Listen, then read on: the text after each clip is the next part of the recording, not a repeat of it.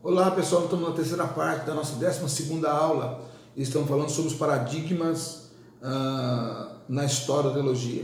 Então eu estava falando para vocês sobre o paradigma do sagrado. Então dentro dele, dentro dessa situação, o ser humano ele sofre umas mudanças, principalmente as experiências daquilo que é santo, daquilo que é separado, daquilo que é santificado.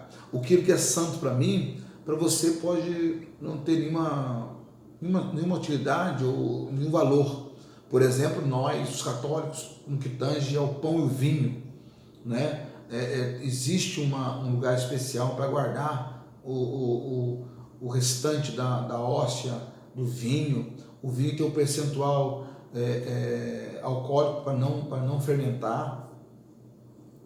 Né? Já dentro da tradição pentecostal, né, principalmente os nossos pastores mais antigos, vou falar das Assembleias de Deus Ministério de Madureira, elas tinham um incinerador no fundo da igreja, quando os restos, né, aquilo que sobrava do pão e do vinho, era incinerado. Né? Eu, né, fui diácono e auxiliar de trabalho desde os 15 anos de idade, então, como obreiro auxiliar, dos 15 aos 26 anos eu fui obreiro auxiliar, então eu entendo bem isso. A gente, o restante de pão, de vinho que sobrava, nós dissolvíamos em água corrente, porque era um elemento consagrado, então não poderia deixar exposto. Mas existem tradições em que o restante que sobra joga no lixo, sem problema, sem nenhuma dificuldade.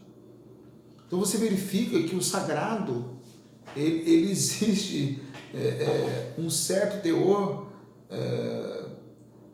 de situação, se é que eu posso usar essa expressão, para cada grupo, para cada pessoa que tem a experiência. Né? Então, o mundo sagrado, ele define a essência das coisas como tocada pela esfera divina. E as que não forem escapam do sagrado e, portanto, também do interesse teológico. Então, aquilo que não é tocado pelo divino, ou que seria assim, mais ou menos aquilo que está ligado ao divino, então ele tem como é que eu digo para vocês, uma chamada, ou eles chamam a atenção para ele, porque ele tem um viés divino. Agora, aquilo que não tem, não vai ser considerado. O Murray e o Libani, eles usam uma coisa interessante, quando eles falam o seguinte: do outro lado, qualquer realidade, por mais banal que seja, como uma pedra, uma árvore ou uma roupa, pode tornar sagrado desde que se vincule a uma hierofania. Uma camisa qualquer é profana, a camisa de um mar se torna relíquia. Por mais tradicional e até primitivo que pareça, tal paradigma, nessa confusa pós-modernidade religiosa, voltou a ser moeda corriqueira. Então, ou seja, nesse momento de pós-modernidade, eles vão dizer que o sagrado tornou-se algo assim corriqueiro. Né? As pessoas se santificam rapidamente. Nós temos na Argentina a igreja do Maradona, né? As pessoas o santificaram, né? Canonizaram o Maradona.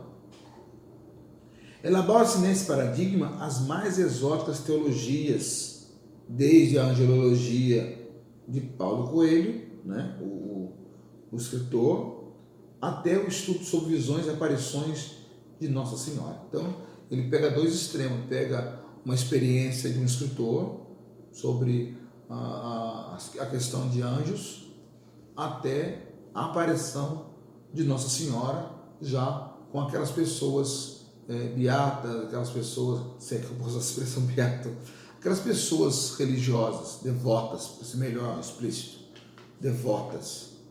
Tá? Essas experiências, elas são inquestionáveis para quem tem experiência, porque para ela é sagrada. Para mim pode não ser, mas para ela é sagrada. Dentro da nossa concepção, eu disse para vocês sobre a Santa Ceia, estou usando aqui a figura que o Murray e o Libani vai usar. Então, dentro do paradigma do sagrado, você vai ver então que a realidade, experiências, elas são totalmente em oposição ao mundo profano, dessa realidade humana. Por que elas são totalmente opostas? Por quê? Porque não é uma coisa cotidiana. Apesar deles dizerem, dos escritores dizerem, dos autores desse livro dizerem que o sagrado, né, essa questão tornou-se uma corriqueira nessa pós-modernidade, essa questão de buscar algo sagrado. Porque nós chegamos num momento, o ser humano, deixa eu dar abrir aqui um parênteses da nossa aula, para falar um pouquinho sobre a fé, nesse momento do século XXI, em que o homem se distanciou tanto do divino, e ele se perdeu, ele se perde. É mais ou menos, eu vou aqui construir para você uma figura, ver se você possa visualizar isso na sua mente. É mais ou menos você pular do barco, você sabe nadar, então você pula do barco, e sem você perceber, você está distante dele, no mar alto, distante da sua embarcação, o seu fôlego já não é 100% mais, o medo já toma conta, né, do seu ser. Então acontece, qualquer coisa que eu jogar para você, você vai se apegar a ela.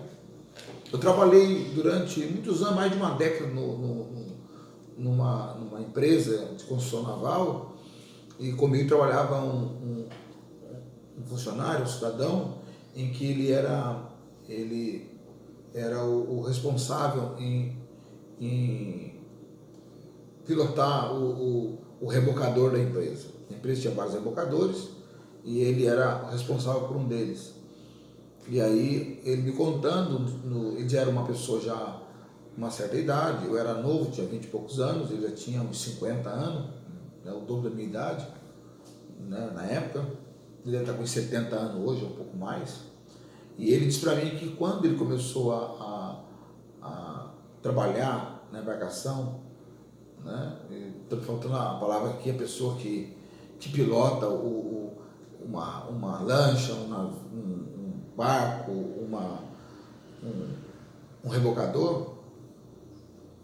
Ele disse que o rebocador, quando ele estava no começo da sua profissão, o barco explodiu e ele não sabia nada direito. Estava longe, estava no mar alto, mas não distante, próximo de uma ilha. Mas esse próximo era muito distante, era noite.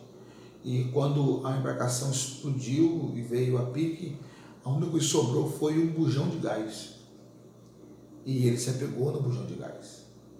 E ficou horas, por mais de 12 horas, segurando o bujão de gás, porque a única coisa que ele poderia sobreviver, que podia ajudar ele, era o bujão de gás.